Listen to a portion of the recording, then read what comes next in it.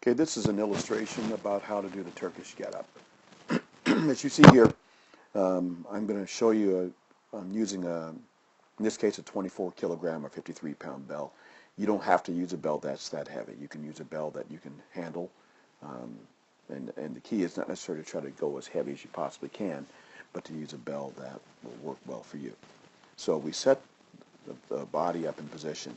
So whatever arm is up, as you can see here, that's the knee that's going to be up. And I swung around so you can see a little bit better. So whatever arm is up, that's the knee that is up. So if I had, in this case, my left arm up, my left knee would be up. And then what we're going to do is then we're going to splay the other leg out, the opposite side leg out at about 30 degrees away from the body, as you can see here.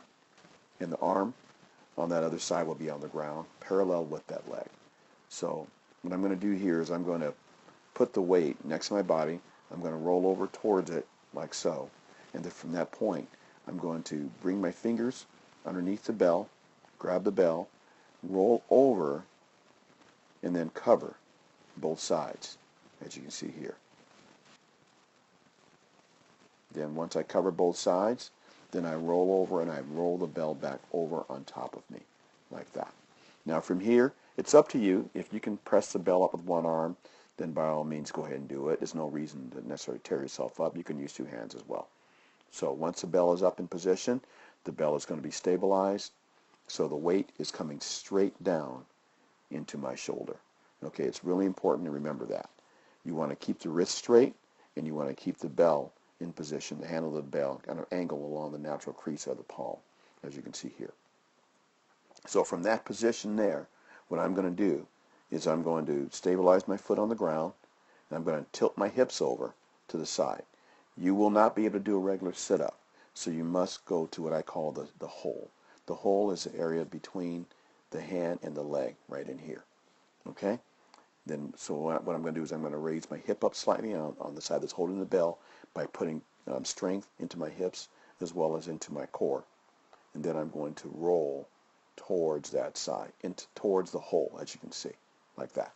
That will allow me to get up. Okay, so from that position, I'm going to be up. The weight is still directly above my shoulder. It's really important to remember that. I always have athletes practice this with no weight at first, just with maybe a shoe or something like that above their head. Then from that position, what we're going to do then is keep the weight stabilized, and then I'm going to plant my foot, and then I'm going to drive the hips up. My arm is stabilized behind me, as you can see here. If you look at my hand, I know it's kind of hard to see. My hand's right there. And there should be one line from my arm to the weight. That's what I want. If I do that, I can hold the weight, as you can see. As you can see, the weight's going to be bearing down on that one line from here. Okay? Then I'm going to feed the leg through.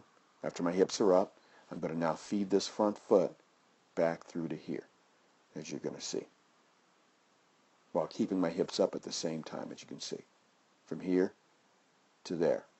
Now I have a stable base. As you can see now, the weight still stays above my shoulder.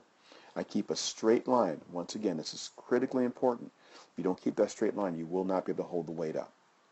From there down to my hand, as you can see. And now I'm going to use my legs to help stabilize myself.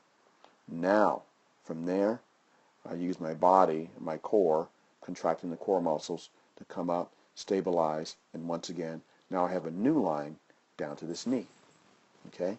Then from there, then I replace my foot, basically do a stand-up lunge, if you will, and the weight stays directly above my shoulder as I come up, stabilize my body, and that's the completion of the setup, of the get-up. And then the reverse, just reverse movements all the way through. Back down to the knee, put the hand in position, stabilize beneath the weight, stabilize the feet, bring the leg back through in reverse is what you did from the first time. Set the hips back down, and then lay back down in position. Feet may come up, no big deal, but you just can't let the weight drop. And then from there, lower the weight slowly. I recommend for beginners, if you can't hold the weight up with one arm, use two to bring it down, aside from your head.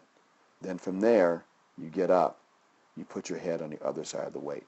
Never pass the weight above your head. I'm not going to do a second repetition here for you, but just so you'll see the basics That's where you want to finish. All right?